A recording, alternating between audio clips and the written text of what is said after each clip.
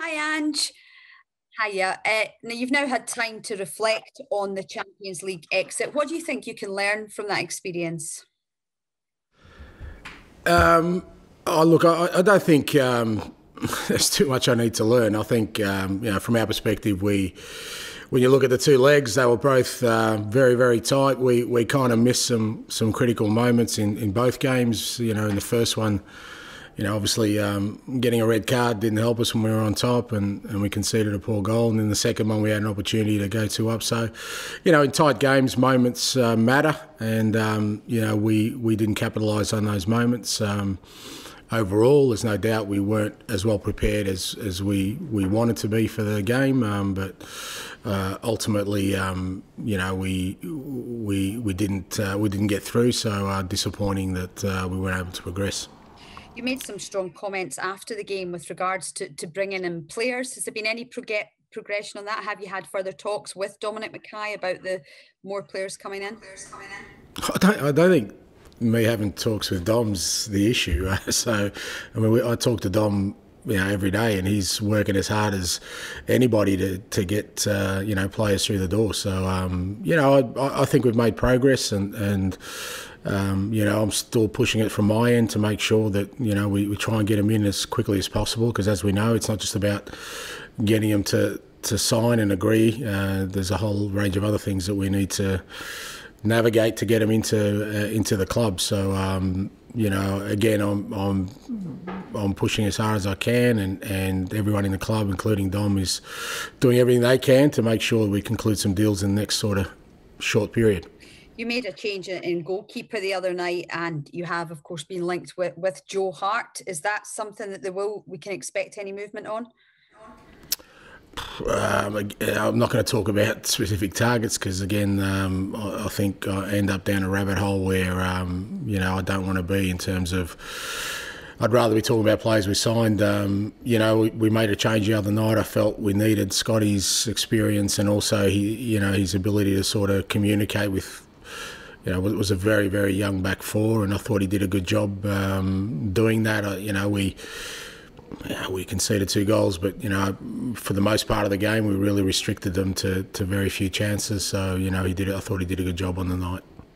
And you knew after the game the other night that there would be an inquest by others into the result. Were you surprised by the reaction of some to the defeat, or did you expect that to come with a club like Celtic?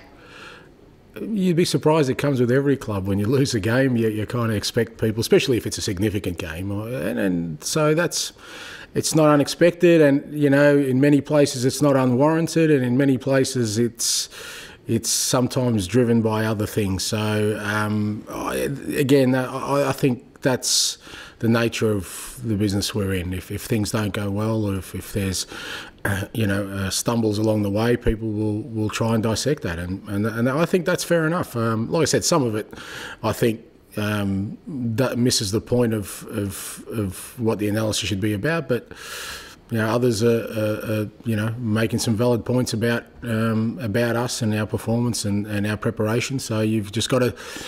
My view with that stuff is you take it on the chin, you move on, and doesn't really affect me or what I do or what I'm thinking. With that said, how important is it to get off to a strong start when the Premiership campaign kicks off tomorrow night for you? Yeah, absolutely. Irrespective, even if we had won the other night, my view wouldn't have changed. We need to get off to a really positive start, both with performance and result. Everyone obviously will focus on the result, but for me, equally important, we've just got to, put in a strong performance. For us, the league is where we can make the biggest impact over a course of a season, and that's where we need to be strong right from the first game. It won't be an easy one away at Hearts, and a good challenge for us, but absolutely we need to get off to a strong start in performance and in results. And obviously it's your first time managing Celtic against Hearts. What do you know about the Jambos, and how do you do it, coming to a new league? How do you get up to speed with the opposition teams so quickly? Yeah, I was still on the same planet, mate. I haven't come from outer space. I kind of know You'd be surprised how much I know about Hearts. It's got a strong Aussie connection, mate. There's a lot of good Ryan McGowan, Paddy Kisnorbo. I can go back that far. I know Hearts very, very well. And, obviously they're a big club and they obviously dropped down, but have come up and it's always a good contest.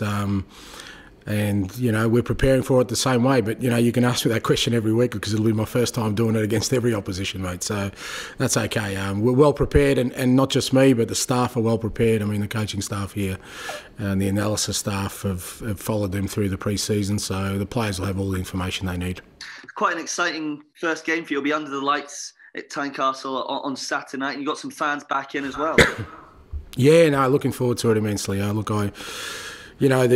enjoyed every game so far, irrespective of the fact that, we haven't got the performances or the results that I want. I'm getting a real buzz of just being involved and whether that's at Celtic Park or, playing away this weekend. I can't wait for it. It should be, should be an enormous buzz within the stadium and I guess both teams will be ready for a really good contest and try and get their seasons kick off in a positive way. Just finally from me, we've just spoken to Carl Starfelt, your new signing. He said that he would describe himself as quite a fast player. He likes to play quite high pressure game. Is that perfect for your style of management, the way you want your team to play?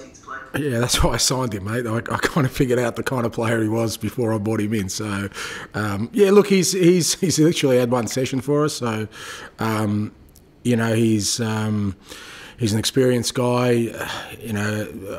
I've sort of said that I think it's been a bit unfair, the pressure I've put on or exposed some of our defenders so far, some of the young ones who have done awfully well, and guys like Dane Murray and Welsh and Anthony Ralston. So, it's great to get some experience through the door. He's been playing a number of years at a very good level, and looking forward to seeing him in Celtic colours. Carl's addition, and that must be Carl's addition must be a huge benefactor to the likes of Dane and Stephen as well. Just having that more experienced person at hand to maybe lend that bit of advice to. I think for the whole group, to be fair, because we're at the moment we're still a very, very young group. I don't know what the average age of our starting 11 was the other night, but I think Cal McGregor has done an unbelievable job as a leader in these first few games. He's just stood up, both in performance, attitude, everything. But he needs help. He needs some other experienced heads, and it's good to get Carl here. I think it's a boost for the whole squad, and even to get Nero Bitton back available also helps, because when you're sort of starting off. In these challenging circumstances, you rely on the experienced ones to be able to cope with what's, whatever pressures are around. So I think it gives the whole squad a lift to see Carl here, and looking forward, as I said, to seeing him in action. Looking at the season as a whole, and how well prepared do you think this Celtic squad is to mount a title challenge on Rangers? Again, we've. The first game is tomorrow, so we've just got to be prepared for that. And I've got no doubt we'll improve, and I've got no doubt we'll grow into the season. But that doesn't mean that we're going to start slowly or try and sort of navigate our way through the early parts. We need to start strongly tomorrow, and with a performance and with a result. But no doubt in my mind that as the season goes on, we'll get stronger, and we'll see how far that takes us. Can I ask an update on Furuhashi? How is he? Is he ready? Is he available for the weekend, or are you expecting maybe a couple of days to get fit? Or? He's good. He's doing his quarantine down in London, but he's out. With the early release there, and he's been training. We've seen one of our guys down there to help him, and also Carl while he was down there. So he's doing individual sessions, and today's his last day. So the good thing about Kyogo is that he's mid-season, so apart from the days in quarantine he had and travel, he should be in good condition, and I'm just waiting to hear updates in terms of his eligibility, but if not tomorrow, he'll definitely be available for Thursday. Ange, David Curry at BBC Scotland here, pleased to make your acquaintance. You mentioned there in terms of Europe, you didn't feel you were perhaps fully prepared for the start of the season. How do you rate your preparations for the start of the domestic season? You know, again, it's 3 days on, so you know, there's nothing remarkable that's happened except that, you know, we do have a couple more players available who I think will help us enormously in Carl and you know, Nero Biton. So I think we're better prepared for tomorrow night than we were, just from a squad's perspective and a team perspective, than we were the other night, because it wasn't just the fact we put a young squad out. We had even younger ones on the bench, you know, or more experienced ones on the bench. So I think squad and team wise, we're in a better position today than we were, say, for Wednesday. How far away do you think you are in terms of personnel from where you want to be? Look, I still think a little bit of a way to go, because I still, you know, when you're looking at, you know, significant additions we need, particularly in certain areas of the ground where we don't have a lot of depth, and at the moment, you know, we still need a number to come through the door. And I think if we get 2 or 3 key ones, then, you know, I think we can then sort of start and focus on being a little bit more, you know, precise, or in terms of not having to bring in players who maybe are going to add to us straight away, but maybe ones who we can develop. But there still needs at least 2 or 3 additions that are going to be significant for our club. And finally, from me, Ange, how is confidence in the squad after the Champions League exit and on the eve of the new season? Look, there's no doubt the players, everyone was disappointed with the other night. But, you know, I spoke to the players after the game, and I really think they gave everything they could. You know, yes, we didn't progress, but in both games, you know, we never got outplayed. We were in both games. You know, it took an extra time goal to beat us. So they gave everything. And as I said to them, we've got no time to feel sorry for ourselves. You just got to lick your wounds and get up and go again. And, you know, I'm sure they're looking forward to tomorrow. You know, I'm sure they're looking forward to beginning the season, and having fans there, you know, adds to that sort of experience. So I don't think we'll go into the game with any sort of doubts or any lack of confidence or belief in what we can do. Thank you very much. And just one for me, I know you said you don't want to identify specific targets in terms of names, but in terms of the goalkeeping situation, is an experienced goalkeeper an area of priority for you just now? Again, you know, areas of priority are numerous. You know, I think in terms of the goalkeeping position, where, you know, we've got 2 goalkeepers here, 3 actually, who all sort of played, you know, significant parts of last year. You know, we need to get into a position where, you know, one of them is going to be settled as a number 1, because you don't want to be changing the goalkeeper position too often. You know, Barkey and Scotty have had a crack in it. If I think we can improve in that position, then it's an area we'll look at.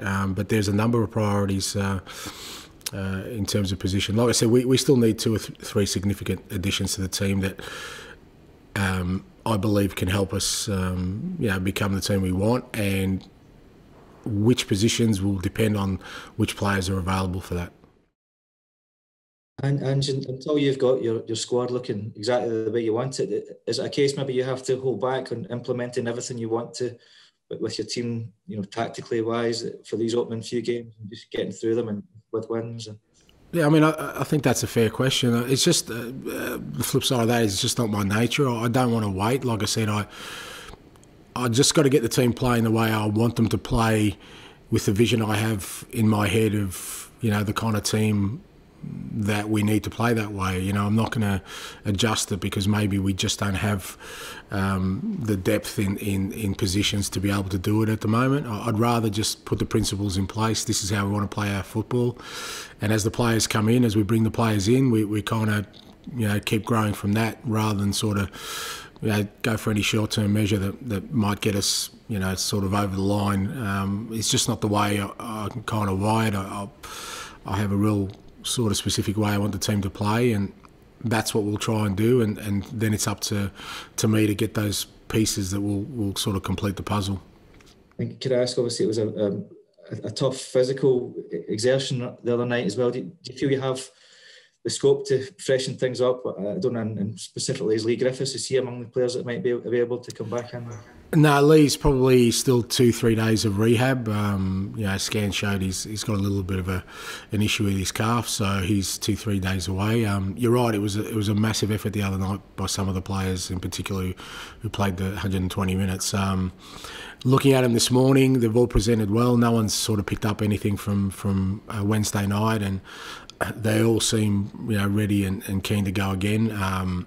Again, the nature of the way we are with the squad at the moment, we aren't able to rotate probably as much as I'd like to.